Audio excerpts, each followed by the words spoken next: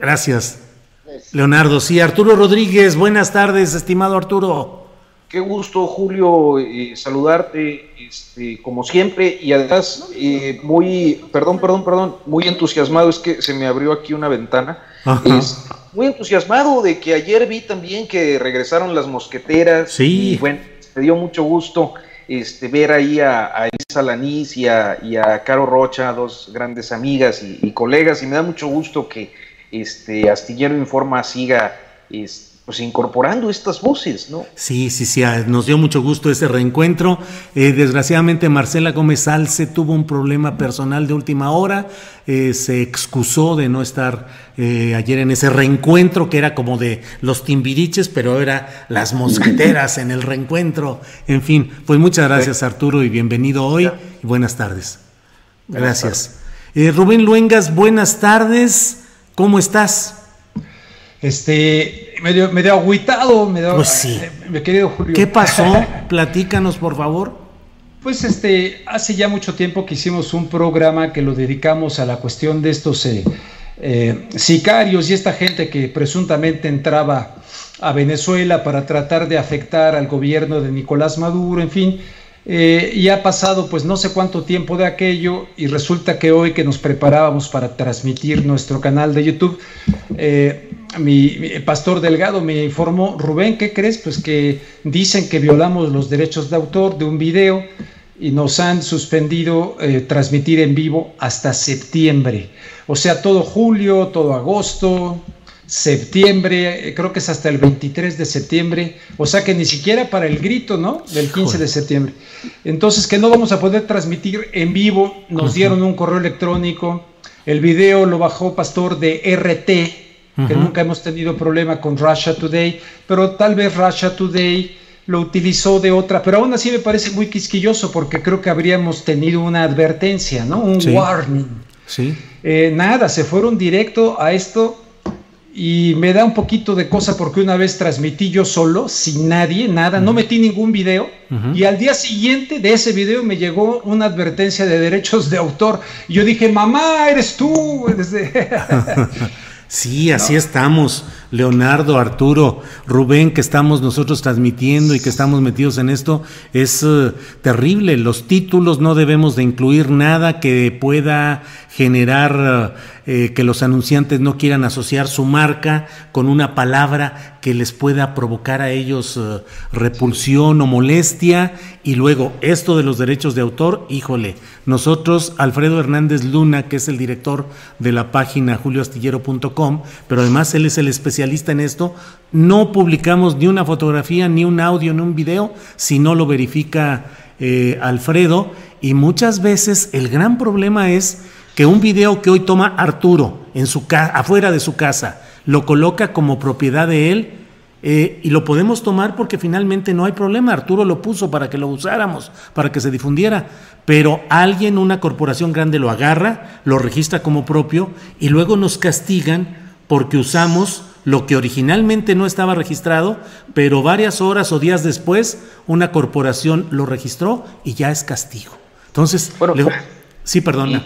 No, es que es un tema que además está en este momento en discusión en el ámbito legislativo, con esta armonización que están haciendo de disposiciones para el TEMEC, que entra en vigor el día de mañana, y justo la ley de derechos de autor está, fíjate, ya hasta el nivel de sanción que está previendo en relación hasta los GIFs, la realización de estos pues objetos digitales que sirven luego para dar mensajes muy visuales, muy precisos, que además han sido ampliamente adoptados por el activismo en diferentes materias. Ya van a ser también sujeto de sanción, y hay toda una polémica que la red de derechos digitales está observando, porque es una sobreregulación tremenda, que basta con que alguien diga,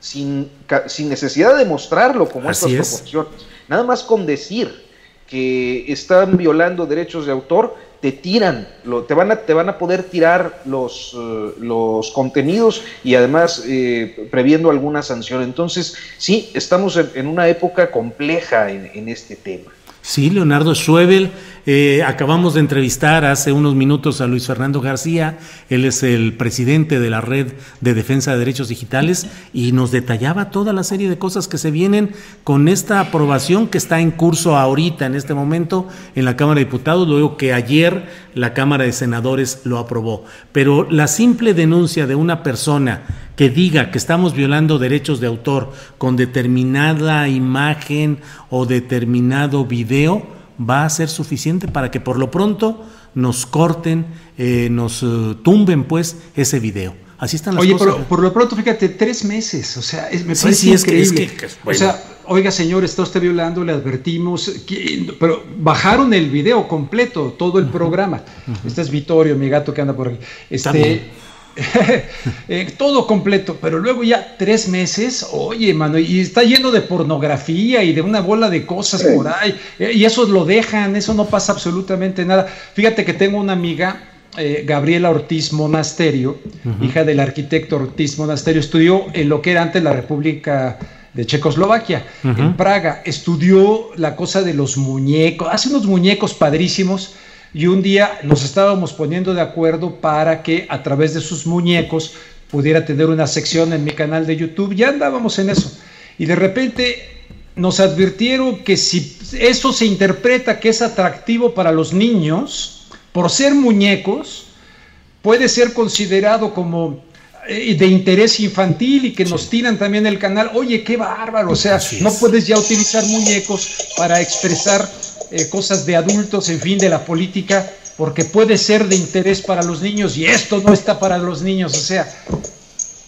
Alguien puso por ahí una musiquita, ya para que esto se ponga sabrosón. Sí, pues ya hasta parece fin de semana, dan ganas. Sí, pero así es. Alguna bocina por ahí anda. O ya nos están mandando mensajes de las redes precisamente para que no hagamos tanto argüende. Bueno, pues sí, lamentable absolutamente. Leonardo Schwebel, ¿cómo ves este tema con el cual hemos entrado? Pues porque así se han dado las circunstancias. Mira, sobre todo cuando dependes, como en mi caso, al 100% de los ingresos a través de este tipo de plataformas, porque yo no tengo a nadie que me pague. No hay ninguna empresa, esto no lo hago ni por hobby, ni por pasatiempo, ni como una entrada extra. Para quienes vivimos al 100% de esto, y yo soy uno de estos casos, pues es muy grave lo que está sucediendo. En Estados Unidos, muchas empresas importantes ya retiraron sus anuncios de las redes sociales. Sí. Eso es. Imagínate todo lo que se va a perder nada más de ahí. Número 2, por lo menos las redes sociales tipo Facebook ya va a restringir muchos contenidos que pudieran interpretarse desde el punto de vista de cuestiones relacionadas con el racismo, o sea, algo que pueda promover o pueda provocar o alguna reacción relacionada con eso. En el caso específico de México, existen los famosos bots que no podemos negar bajo ninguna circunstancia, que muchos de ellos lo que actúan o lo que hacen es tirar precisamente páginas. Empiezan a dar una serie de interacciones o empiezan a promover una serie de contenidos del cual tú no eres responsable porque te lo están poniendo alguien, y ese tipo de contenidos pueden provocar, en el caso específico de Facebook, algún comentario de odio, y nada más por esa simple razón Facebook te puede tirar el video o lo dejan de monetizar. Los que vivimos justamente de estas plataformas, pues hemos visto pues prácticamente 0 ganancias, más bien estoy hablando de pérdidas durante por lo menos marzo, abril, mayo, y por lo que veo junio también, son 4 meses de pérdidas. Y además hay que tomar en cuenta, porque la gente cree que las redes sociales no censuran, y no, censuran peor que los otros medios. Yo no puedo hablar de Alfaro, yo no puedo hablar de Calderón, yo no puedo hablar de Peña Nieto, yo no puedo hablar de García Luna, porque inmediatamente simplemente no te lo monetizan. Y entonces bajo esas condiciones, pues es prácticamente no hacer absolutamente nada. Pero esto se viene peor, no solamente por esta intentona, este acuerdo del TEMEC famoso, donde regularía o serían más estrictos o como se quiera llamar, con base en los derechos de autor, sino que va a haber una crisis por todos los anunciantes que se están retirando de las redes sociales. A final de cuentas, aunque nos duela decirlo, esto se cuenta igual que cualquier otro medio. En los periódicos son ejemplares, en la televisión es el rating, en radio también. Entonces, desgraciadamente, es el número, no importa el contenido y no importa lo que veas.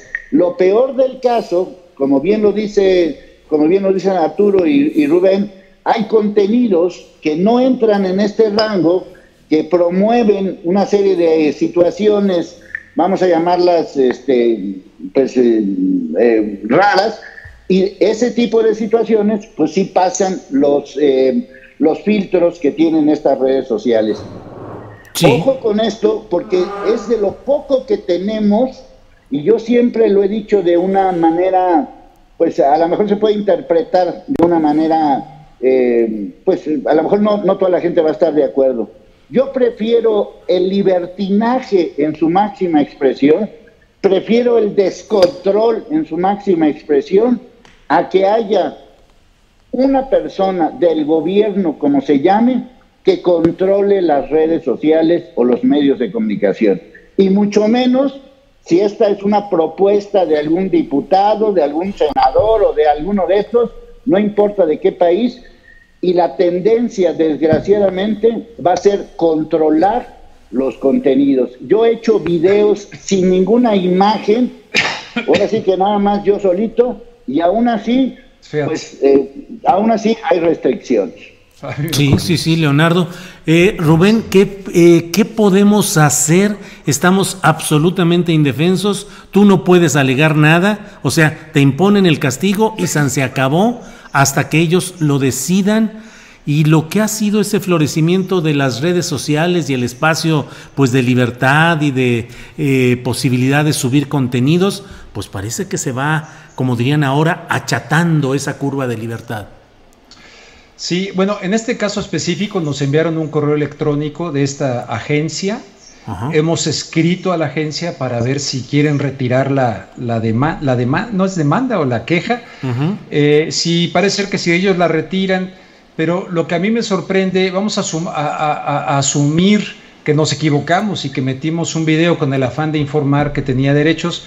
Los segundos que hayan sido, asumimos la responsabilidad, pero de ahí a que te manden directamente al ostracismo de que no puedes transmitir en vivo durante 3 meses, sin ningún tipo de advertencia para estar consciente de si estás haciendo. Y lo mismo que dice Leonardo, una vez transmití completamente solo, bla, bla, y al día siguiente me llegó una advertencia de derechos de autor de mi video. O sea, es increíble.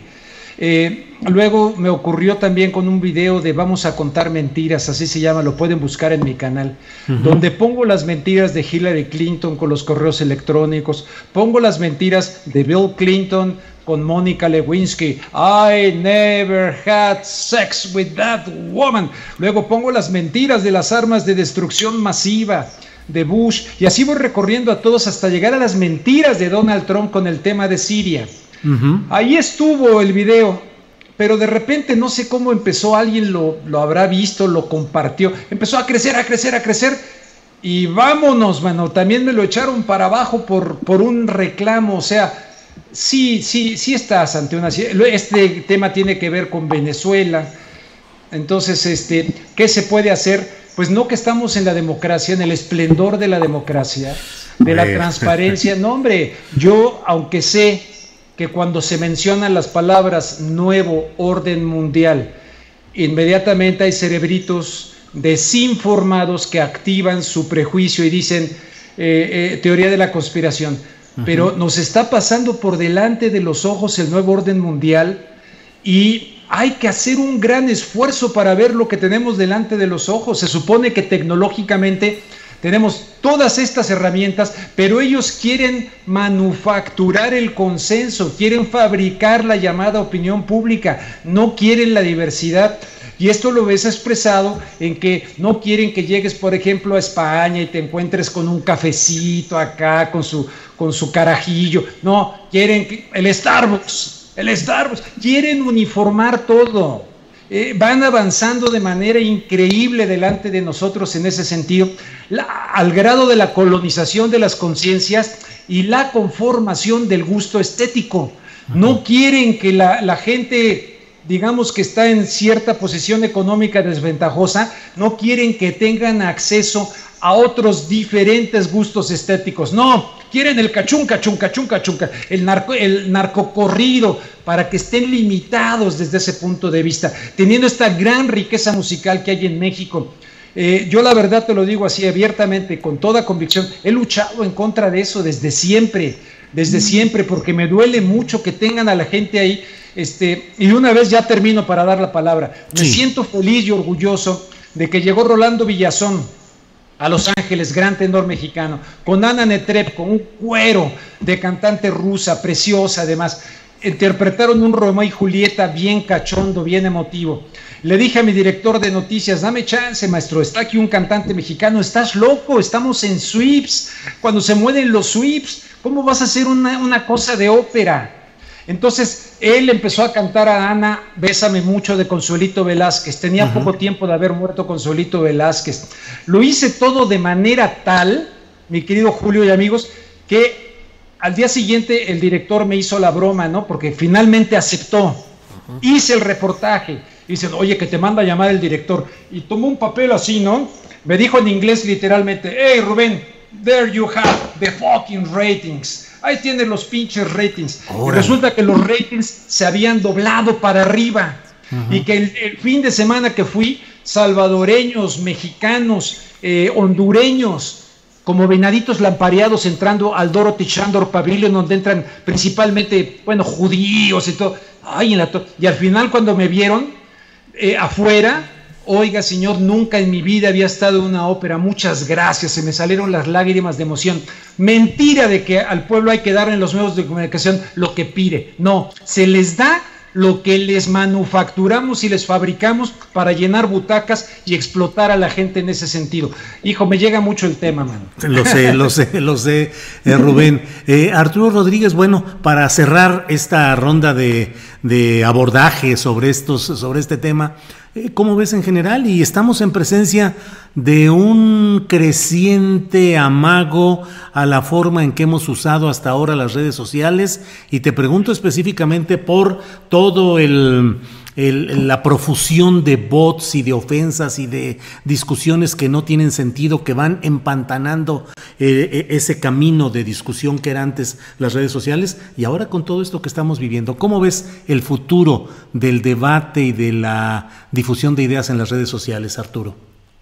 Bueno, sí, creo que es un punto de partida para cerrar un tema, pero también para abrir otro, como lo es el segundo aniversario de la elección presidencial.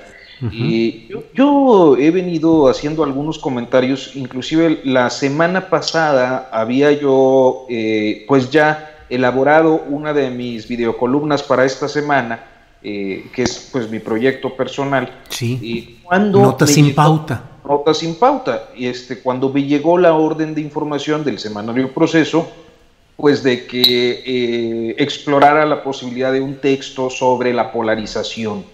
Y bueno, me parece que en las redes sociales se han expuesto dos grandes ejércitos de usuarios, algunos seguramente procesos de automatización o semihumanos, como luego se les dice, que contribuyen a generar esta percepción de reflejar lo que pues sectores políticos quieren que se refleje, y esto es que pues hay dos opciones. Justo hoy publicamos un artículo en Notas sin Pauta del doctor Fernando Montiel, que es, pues él es especialista en temas de teoría de conflicto y estudios para la paz, y habla justamente de cómo en México no vivimos una polarización, porque una polarización implicaría una serie de alternativas o de polos en pugna, sino una bipolarización donde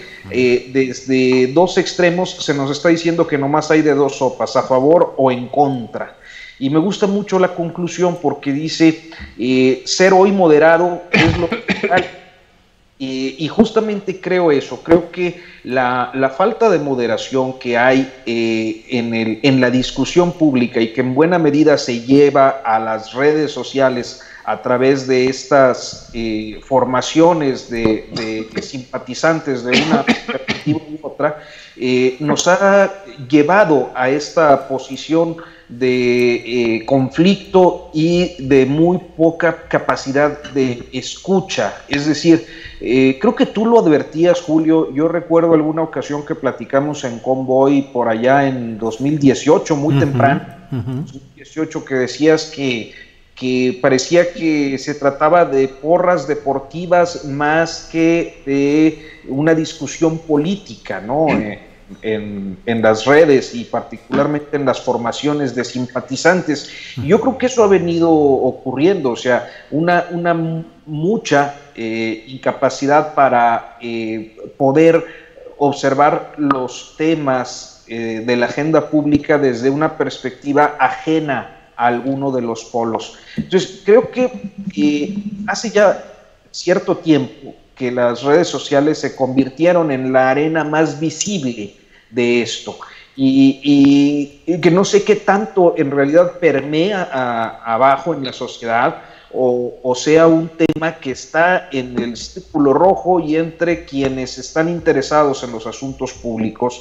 Pero sin duda me parece que las redes sociales como una de las expresiones de este momento, pues sí contribuyen a una precarización del aparato democrático, del ideal democrático al que tendríamos que estar aspirando. Esa es mi perspectiva en este asunto.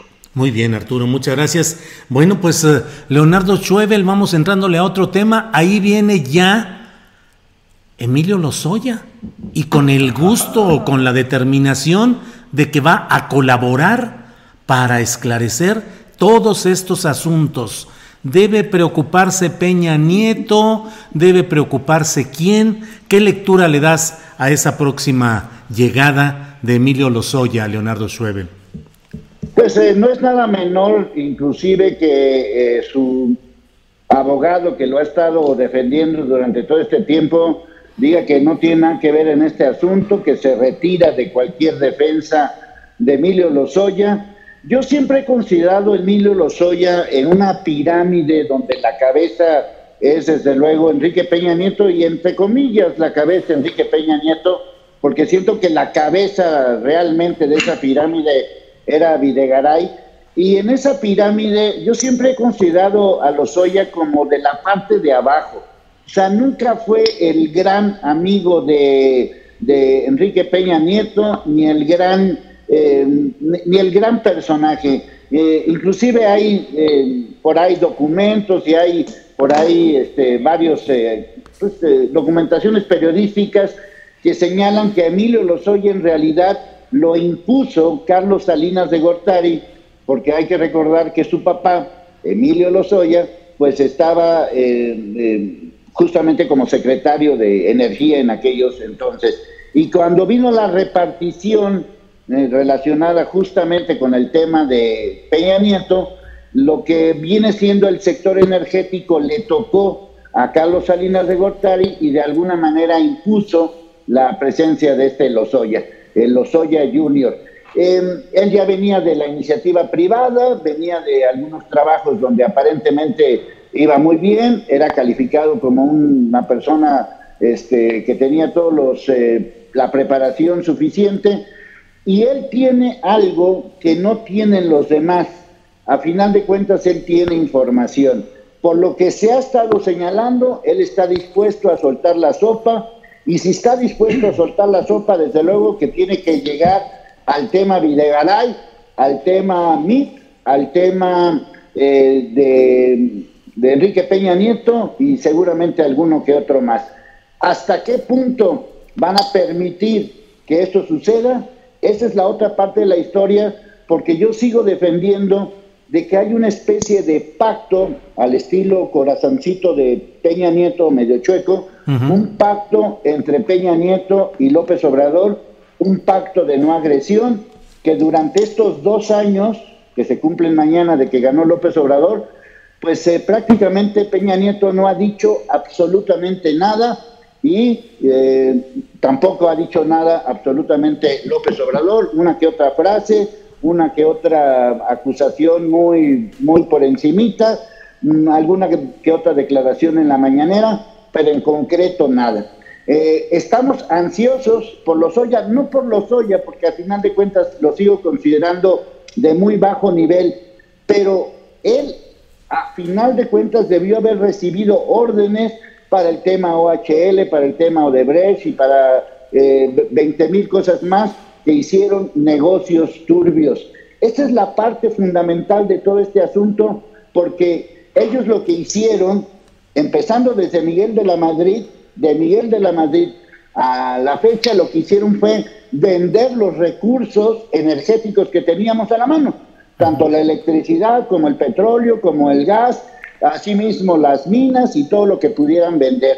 Yo justamente hoy estaba recordando aquella famosa conferencia de prensa donde Carmen Aristegui le dijo a Zedillo, ¿y qué sigue después? ¿Yucatán o Baja California? Zedillo, pues obviamente se enojó por la pregunta y a final de cuentas volvemos exactamente a ese grupo que gobernó tanto del PRI como del PAN, que su único afán era estar vendiendo todo lo que pudieran hacer. En esa escala, Lozoya es un pedacito de toda esta larga historia. Yo aspiraría, aunque tengo mis dudas, que en verdad el valor de Lozoya sea que nos cuente las injerencias de corrupción de Peña Nieto, de Videgaray y de otros más.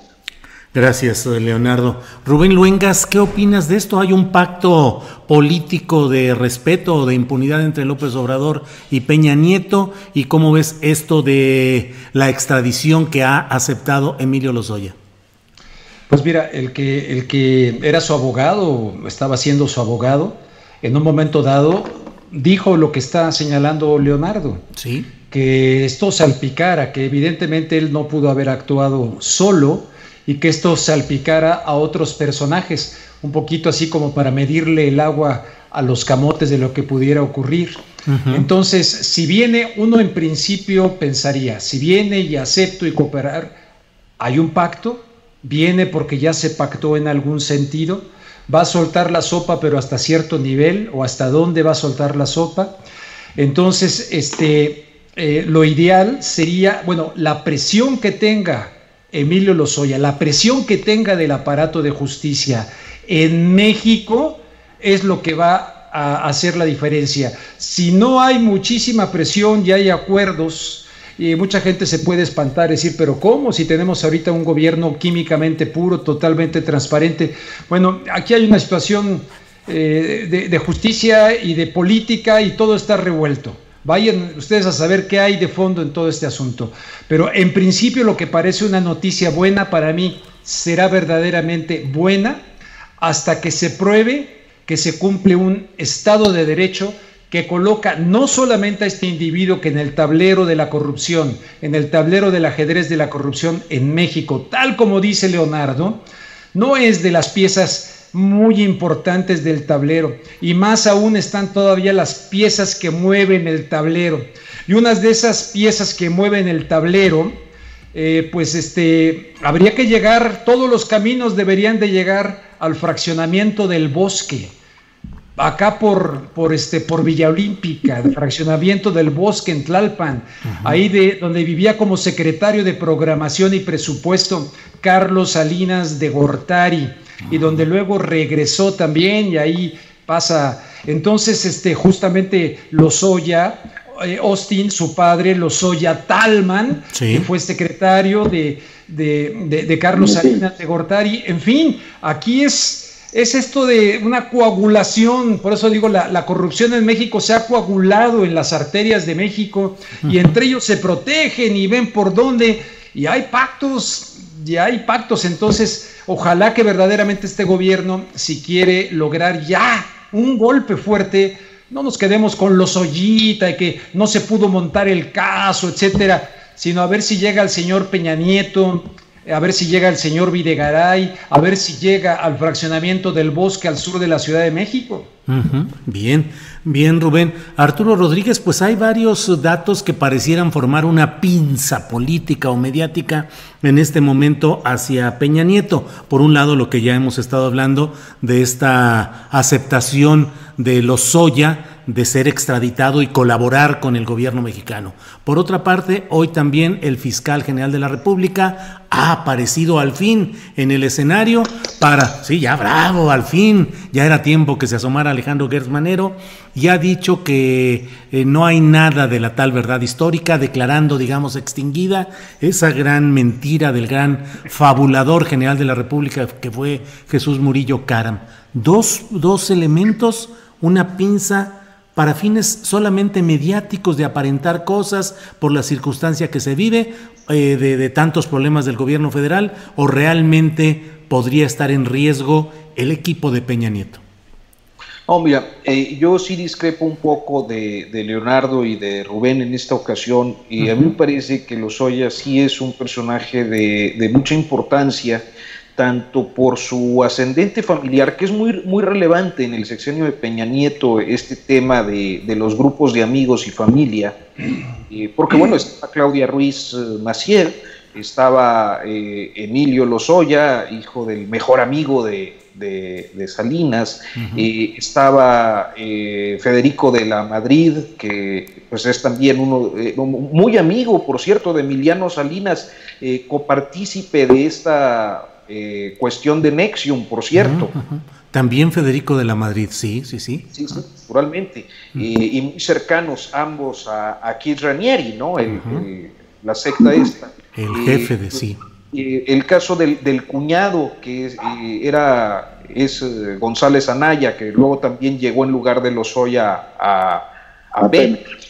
Entonces, creo que se trata de un grupo que efectivamente tiene una relevancia, y que el caso más fácil o más sencillo para perseguir pues era el de Lozoya, que además tiene una relevancia que se remonta a otros de los escándalos de corrupción. O sea, hay que recordar que Lozoya no se fue de Pemex por el escándalo Odebrecht, que es el que ahora está o llevó a su investigación, sino que él sale por el escándalo OHL, que era ya todo un tema en España, y aquí se filtran, o allá se filtran unas conversaciones en las que, bueno, pues aparece embarrado, y que además, pues él tenía que aparecer embarrado porque pues sí. Hay que recordar que él era uno de los principales miembros del Consejo de Administración. Su administrador, Mario Buregar, era el financiero previo a Pemex, era el financiero en OHL, cuando llegaron al Estado de México e hicieron todas estas megaobras, que es una relación entonces que viene de lejos.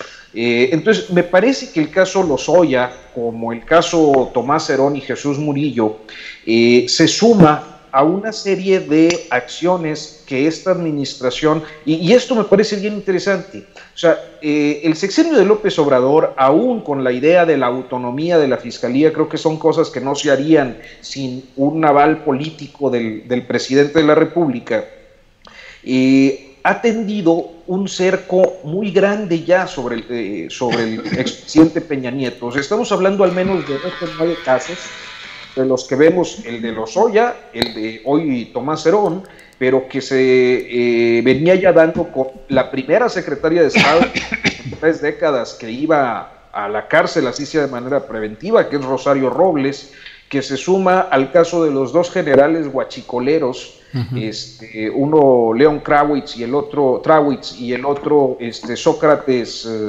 Herrera Penegos, creo, el caso del abogado Collado. Juan Collado. Juan Collado. Entonces, así podemos ir acumulando una serie de episodios que me parece que nos dan un mensaje muy interesante. O sea, yo como observador de toda esta escena, lo que percibo es que mientras el presidente López Obrador pareciera convertir a Felipe Calderón en su principal adversario y es al que le pega casi diario y de algún modo u otro lo saca a colación en las mañaneras y sus redes de simpatizantes suelen exaltar pues el mal gobierno que encabezó esta persona. Creo que ahí hay una jugada política que tiende pues a convertirlo en un personaje alternativo para los electores panistas. No sé si me explique, una especie de distractor pero que donde en realidad se han visto las acciones judiciales encausadas, por lo menos en este momento, pues es en torno al sexenio de Peña Nieto, y que todos estos casos forman justamente ese cerco que además supongo que no ha sido fácil, inclusive dentro del propio gobierno. Hoy en la conferencia Gers Manero no dejó de darle su repasón al titular de la UIF, Santiago Nieto, ¿no? Por haber filtrado la información. En fin, creo que hay que forma parte de un esquema amplio pues sí, de judicialización al menos de casos que conducen irremediablemente al expresidente Peña Nieto. Gracias, Arturo. Leonardo Schweber, orden de aprehensión contra Tomás Cerón, quien ya huyó del país, ¿cuál debe ser? Contra 46 funcionarios de mediano nivel de Guerrero. Pero Jesús Murillo Caram, tranquilito, sin tocado, sobrellevando su enfermedad, tranquilo en su casa. Creo que Murillo Caram es un personaje central de esta confección siniestra de algo que debería avergonzarnos a todos los mexicanos, que fue la construcción de esa tal verdad histórica. Y espero que esta nueva detención que se informó ayer de uno de estos personajes ligados a todos estos asuntos pueda de alguna manera ayudar, porque yo recuerdo que cuando detuvieron a su hermano, que está detenido y sigue detenido, dijeron exactamente lo mismo, que esperemos que esto esclarezca el tema de los normalistas. La pregunta es muy sencilla, ¿dónde están? La respuesta es la que no hemos tenido a lo largo de estos ya casi 6 años que llevamos con esta atrocidad, donde pues hay más suspicacias que cualquier otro tipo de situaciones. Yo esperaría que con la detención de este personaje pues pudiera ocurrir algo que nos dé por lo menos un indicio de qué es lo que ha pasado con estos normalistas. El propio Encinas se comprometió a darle seguimiento a este tema y llevamos pues prácticamente 1 año, 7 meses de este gobierno y poco o nada se ha avanzado en conocer cualquier verdad, la verdad verdadera, por llamarle de alguna manera. Lo de Cerón era ya una historia tan cantada, que es un poco lo que le pasa con el que es, digamos, semejante al tema relacionado con Lozoya, es decir, son personajes que están en la jugada, pero que arriba de ellos, desde luego, había alguien. Murillo Caram no solamente es el responsable de la verdad histórica, sino el responsable de una serie de conceptos y declaraciones absurdas en su momento que nadie creyó y que marcaron el sexenio de Enrique Peña Nieto bajo cualquier circunstancia. Una persona cercana a este personaje, a estos personajes, señalaron en su momento que Enrique Peña Nieto vio en el tema de Ayotzinapa una oportunidad para tocar a López Obrador por su cercanía con el gobernador de Guerrero y por su cercanía con el presidente municipal de Iguala. Era la manera de cómo, de alguna forma, poder irse contra López Obrador, y a final de cuentas, esta intervención de la presidencia en un tema que hasta ese momento era local, y donde pues no pasaba más allá de una atrocidad que es la desaparición, y además no solamente la desaparición, hay que recordar que hubo personas muertas y hay que recordar que por lo menos hay una persona que está pues en condiciones muy complicadas, que no se puede mover, y alrededor de esto muchas otras víctimas. Agarraron ese tema para poder de alguna manera afectar a López Obrador de aquel entonces. Todavía estamos hablando de López Obrador en campaña, y no le salió la jugada. Murillo Karam no supo ni siquiera qué hacer con todo este asunto, y a final de cuentas pues tenemos todo una historieta, porque no llega a más, un cómic, tenemos una telenovela mal hecha de algo que absolutamente nadie creyó. Por primera vez desde hace, bueno, no digo que todo el sexenio, no digo que esto año 7 meses, pero por primera vez, pues, bueno, sí, lo tengo que decir, por primera vez en un año 7 meses vi al verdadero Gertz Manero, porque el anterior Gertz Manero, el que presentaron algún día, lo vi muy enfermo. Al Gertz Manero de hace muchos años, que era muy informador, había desaparecido. Hoy por primera vez podemos decir que recuperamos al florero Gertz Manero. Lo vi bien de salud, lo vi en comunicación, lo vi asumiendo el control de la Fiscalía General de la República, porque como florero que era, pues prácticamente pues no había llevado este año y 7 meses de una manera muy sutil, muy escondida, muy florero, y espero que a partir de este momento, porque sí hay un conflicto con Santiago Nieto, a partir de este momento la Fiscalía General de la República tome el control que supuestamente debe de tener, no solamente con este tema de Ayotzinapa, no solamente con el tema de Emilio Lozoya, sino también con estos dos temas que no se nos deben de olvidar, el tema Harfuch y el tema Guanajuato, donde la Fiscalía se hizo a un lado. Bien, gracias Leonardo. Rubén Luengas, pues además de todo, ya maletas preparadas, todo listo para el viaje del presidente de México a Estados Unidos en medio de una gran polémica, pero pues ya está decidido que se va a cumplir. ¿Qué opinas ya sobre este viaje inminente, Rubén Luengas?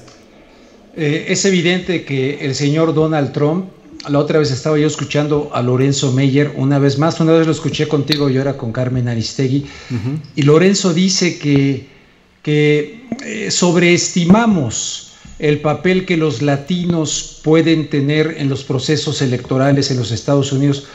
La verdad no estoy de acuerdo con Lorenzo en este caso tampoco. Habiendo vivido allá, hay campañas muy intensas. Vaya, yo mismo entrevisté a Barack Obama como candidato, que fue al corazón de Los Ángeles, ahí al este de Los Ángeles, porque toman en cuenta el voto de los latinos, sin duda, y pueden definitivamente en un momento dado inclinar la balanza. Entonces, eso de que no gravitan, no, sí gravitan.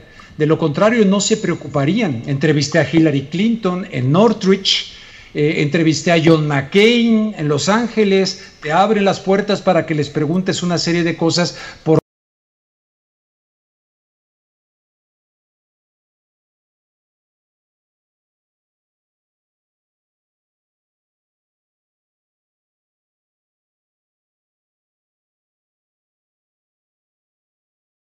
la sola imagen de respeto que han tenido en las formas, en la oratoria, de que me cae muy bien el presidente de México, de que el presidente mexicano va a agradecerle, porque no va solamente a lo del Tratado de Libre Comercio, va a agradecerle el apoyo que ha dado con la pandemia.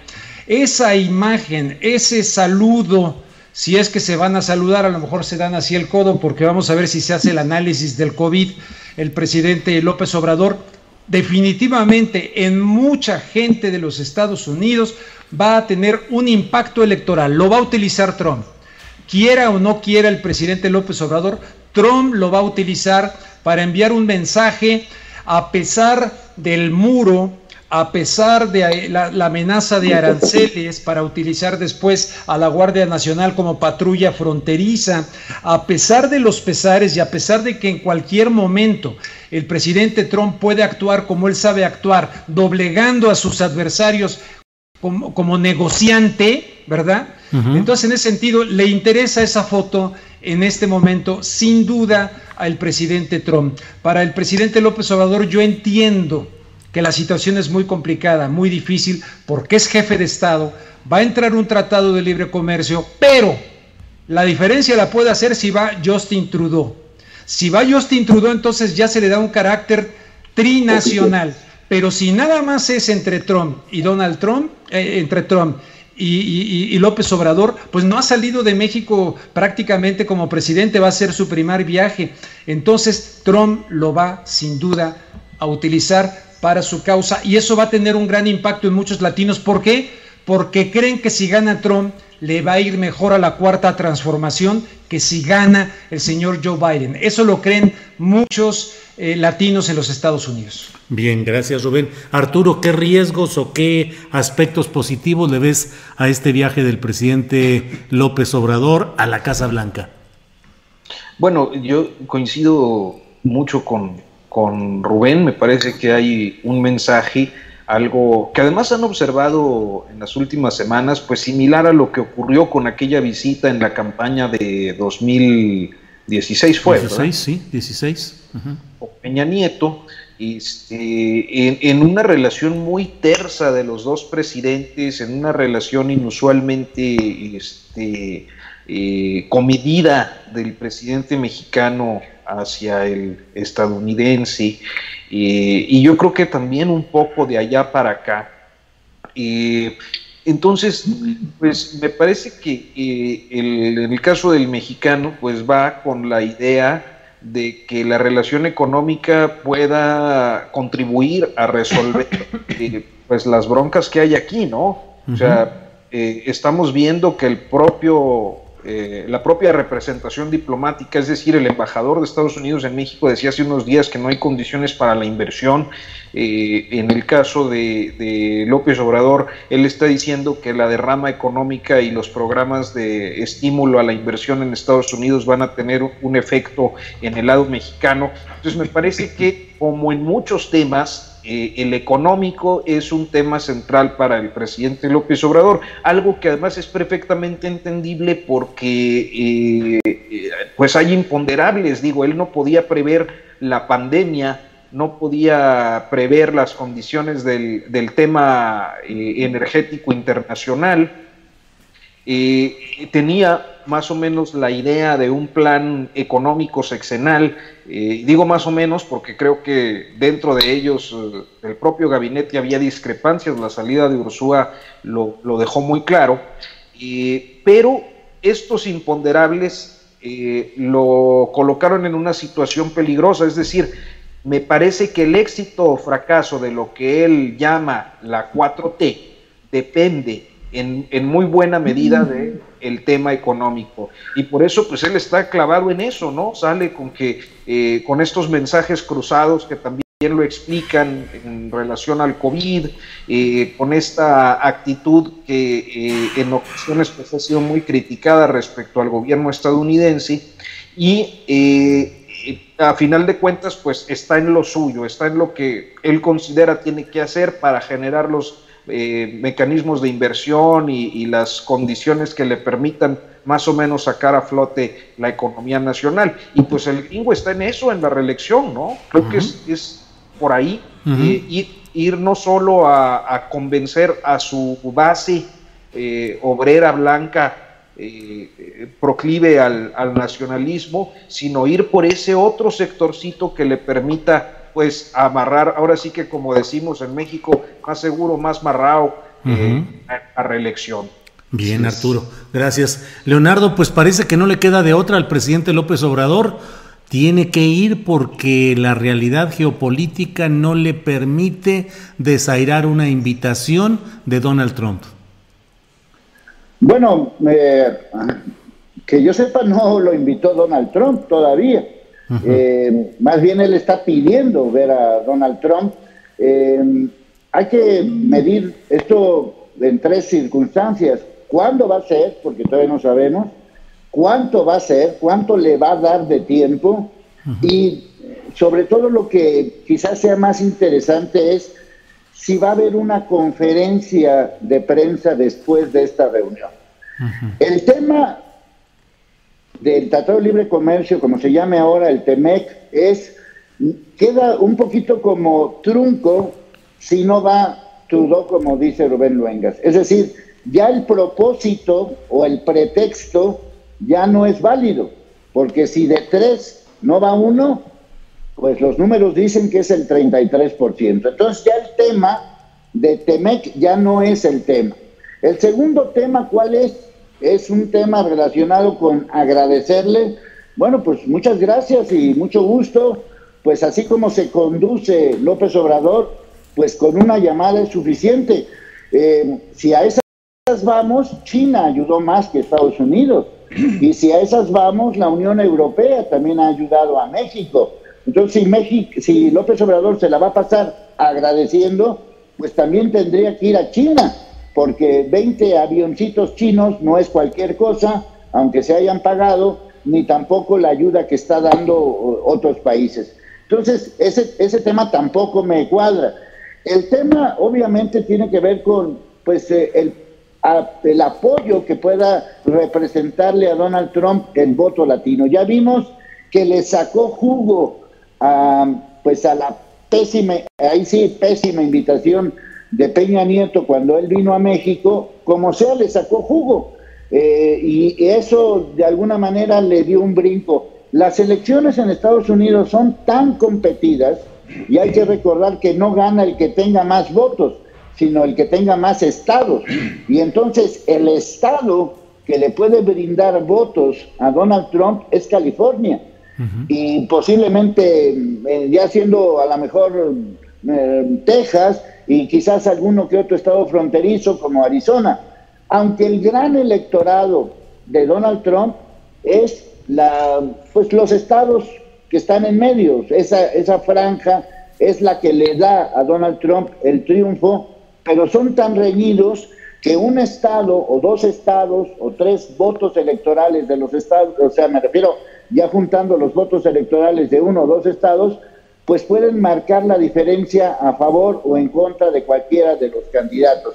Entonces, en ese sentido, pues cualquier apoyo es bienvenido, y obviamente Donald Trump sabe que la presencia de López Obrador influirá en bien para pues el voto mexicano, que por lo menos en las últimas encuestas, y pues podemos creerles, pero por lo menos es un esbozo, se habla de que 1 de cada 3 mexicanos volvería a votar o votaría por Donald Trump en estas elecciones.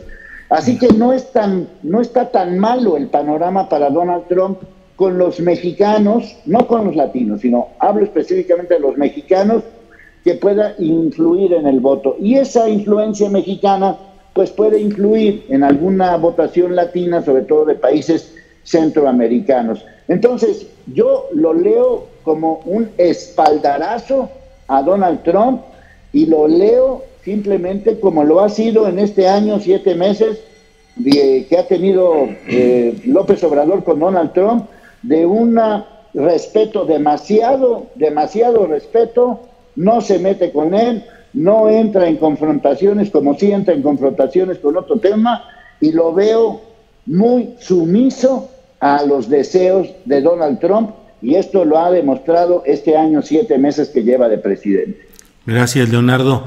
Pues son las 3 de la tarde con 2 minutos, así es que creo que nos queda la posibilidad de una última pregunta para los 3, a reserva de lo que quieras comentar extra, Rubén Luengas, pero yo te planteo, López Obrador llegará a Washington con un incremento de la violencia que, entre otros temas, ha tocado la propia capital del país con este atentado contra el jefe policíaco García Harfuch, y un desbordamiento de la violencia en varias partes del país. ¿Cómo ves este tema, Rubén? Pues un incremento de la violencia ciertamente en México, con un atentado en el corazón del país, en Paseo de Reforma, el encargado de la seguridad de la ciudad más importante, más poblada de México, y llega a un país donde también los ánimos racistas, el movimiento de los afrodescendientes, personas que están saliendo con sus armas de sus casas porque se sintieron amenazadas en una manifestación. Sí. Llega en un momento dado donde también hay un rechazo práctico hacia el inmigrante indocumentado, a pesar de ser considerados trabajadores esenciales. A mí me interesa mucho saber qué va porque el Tratado de Libre Comercio, el primero, el de Carlos Salinas de Gortari, que nos prometía que el TLC iba a permitir que los trabajos se quedaran en México y que no hubiera ya inmigración hacia los Estados Unidos. Bueno, hubo las maquiladoras, etcétera, pero la gente se fue por millones en el sexenio de Vicente Fox. Ahora, ¿cómo va a ser? Decía Leonardo, va a haber una conferencia de prensa, aún más. Recordemos a Calderón y Fox hablando en el Congreso de los Estados Unidos. ¿Tendrá ese peso una visita de un jefe de Estado mexicano y poderles decir a los congresistas algo muy importante acerca del trabajo de los inmigrantes y bajo el asedio del COVID-19, donde muchos siguen trabajando como neoesclavos, por ejemplo, en el Valle de Salinas de California, cuando Estados Unidos le impuso a Andrés Manuel López Obrador el utilizar a la Guardia Nacional como patrulla fronteriza? Tremendamente difícil, porque tocó uno de los presidentes que tal vez desde James Polk, ¿verdad?, han venido, bueno, desde luego Wilson también con la invasión a México, pero que han venido asediando al presidente López Obrador, tratando de quitarle su verdadero proyecto para ver cómo capotea a los Estados Unidos. Entonces es muy difícil, pero a mí me gustaría verlo hablando ante el Congreso, como lo vimos con los panistas, ¿no? Entonces, ¿verdad? Sería muy importante que dé un mensaje desde su postura política, desde una cuestión supuestamente de izquierda, porque el TLC y el TMEC es un instrumento neoliberal por excelencia. Esto enoja a muchos, pero no, ni estoy diciendo que pudiera. Pobre México, tan lejos de Dios y tan cerca de los Estados Unidos, sigue siendo vigente esto que le atribuyen a Porfirio Díaz. Esa sería mi reflexión. Muchas gracias, Rubén. Arturo Rodríguez, para ir cerrando, ¿qué opinas sobre este tema? Por favor, Arturo. Pues mira, yo tengo varias lecturas, justo aprovecho otra vez la promoción, perdón, Julio. La semana pasada publiqué justo una videocolumna, el jueves la publicamos, sobre cómo junio quedaba marcado por la violencia hacia autoridades y actores políticos en el país. Es decir, junio empezó con la desaparición, o mejor dicho, el hallazgo del cuerpo de la diputada colimense. Siguió con el secuestro de un general por acá en el estado de Puebla. Sí. Continuó con el caso el asesinato de un juez federal allá en el estado de Colima también. Y me parecía que estos ya eran indicadores relevantes de lo que en el país empezaba a configurarse rumbo hacia la elección de 2021. Es decir, está medido. Hay una consultora, Ekelet, que cada determinado tiempo publica su análisis de actores políticos y gobernantes o funcionarios públicos asesinados, y normalmente es en los periodos electorales donde se incrementan los casos.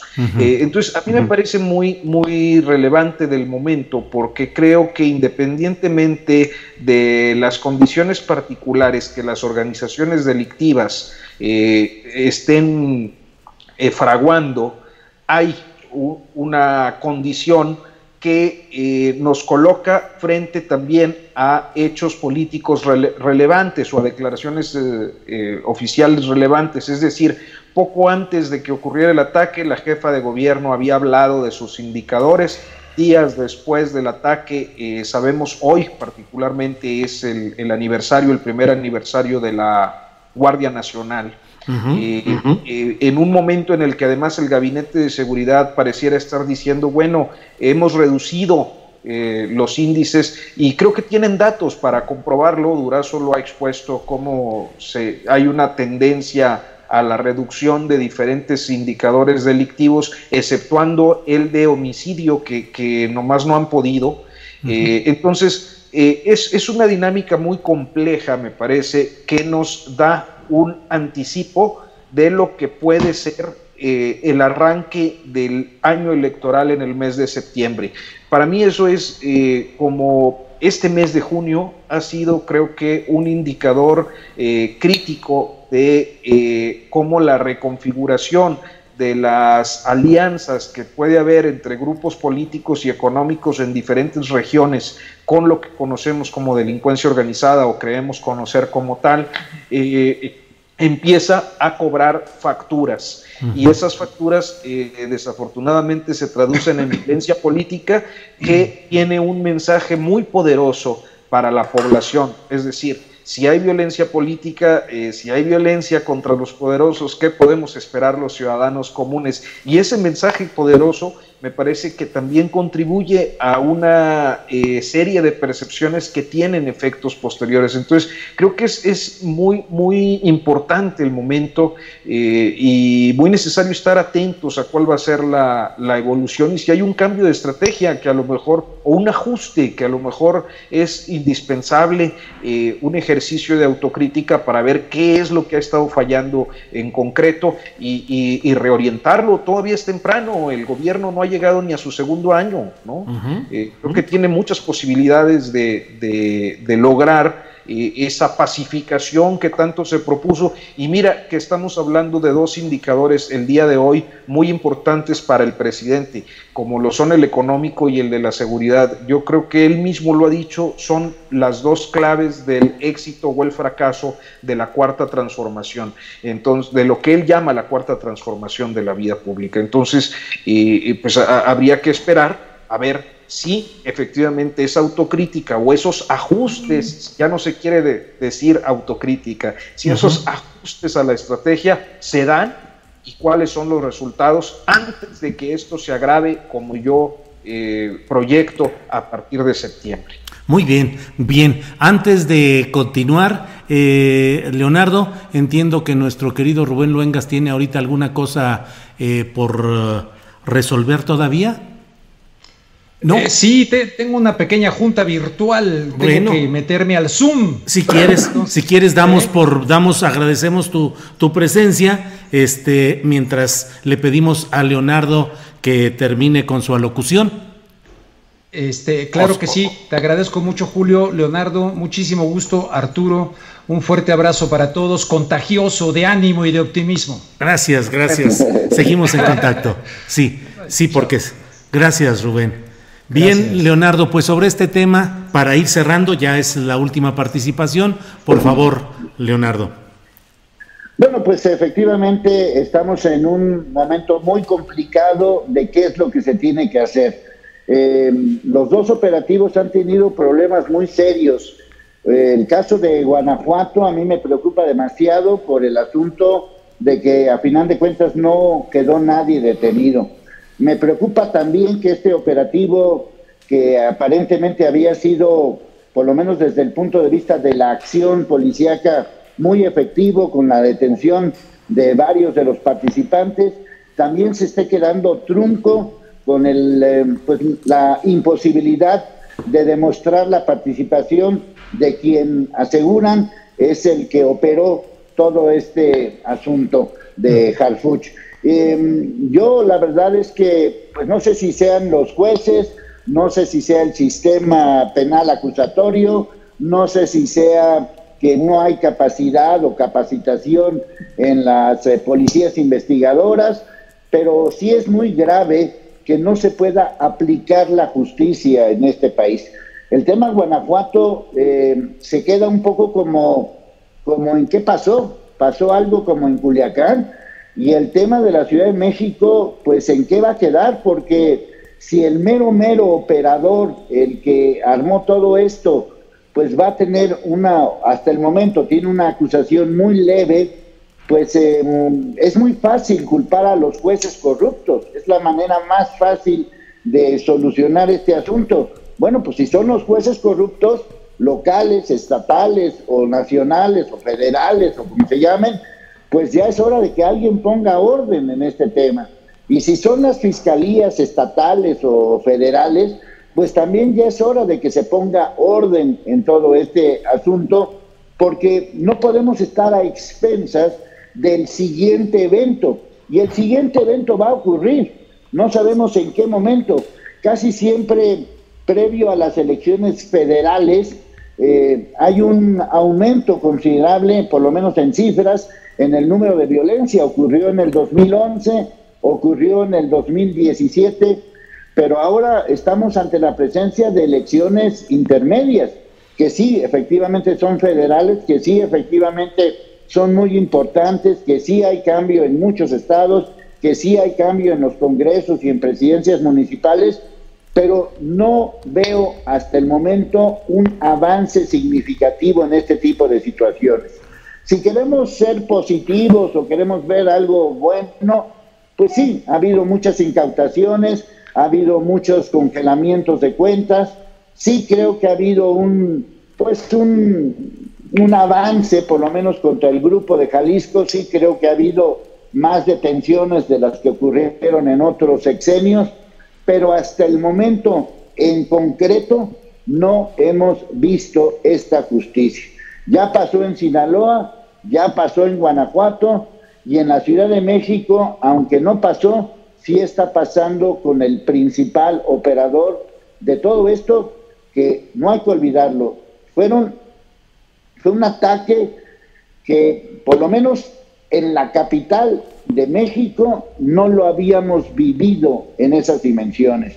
En otros estados, aquí mismo en Jalisco, donde yo vivo, ha habido muchos de estos casos, pero de este nivel yo no recuerdo un nivel de la Ciudad de México, de la capital del país, contra el jefe de seguridad de la Ciudad de México. Yo nunca había vivido una circunstancia de este tipo y lamento que por asuntos relacionados con esto nos vamos a quedar a medias.